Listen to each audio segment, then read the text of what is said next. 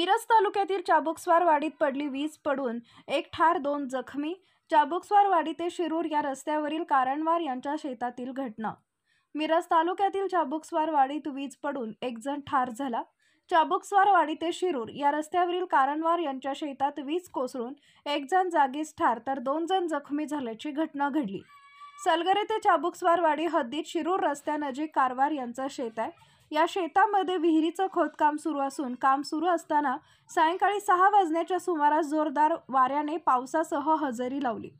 पाऊस येत असल्याचं पाहून विहीर खोदकाम करणाऱ्या कामगारांनी जवळच असणाऱ्या एका पडक्या इमारती शेजारील शौचालयाचा आधार घेत यामध्ये ते उभे राहिले। यामध्ये सुभाष गोविंद नाईक वय वर्ष 45 राहणार खटाव तालुका मिरज, महादेव सहादेव धोत्रे वय वर्ष 22 राहणार बीड, संदीप जगन पवार वय वर्ष 22 राहणार बीड या तिघांनी या शौचालयाचा आधार घेतला। यामध्ये उभे राहिले मात्र नियतीने या आडोशाला उभे असलेल्या शौचालयावरतीच कोसळून घात केला। यामध्ये खटावचे सुभाष नाईक हे जागीच ठार झाले तर अन्य 2 जण जखमी झाले। घटनेची माहिती मिळताच तात्काळ घटनास्थळी चाबुकस्वारवाडीचे पोलीस पाटील उद्धव खोट, तलाठी कल्पना अंबेकर, कोतवाल सिद्धू लोहार यांच्यासह कवटेमंकाळ पोलिसांनी धाव घेतली।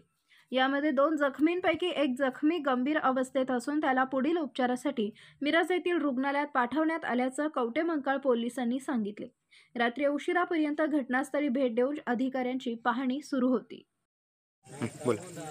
आज दिनांक 21 मे 2024 रोजी चाबुकस्वारवाडी येथे 6च्या सुमारास वीज कोसळून एक मयत झालेले आहे आणि त्या 2 जखमी आहेत त्यांना पुढील उपचारासाठी रवाना केले आहेत। मयत आहे ते सुभाष नाईक तालुका राहणार खटाव तालुका मिरज जिल्हा सांगली येथील आहेत आणि त्यांच्या पुढील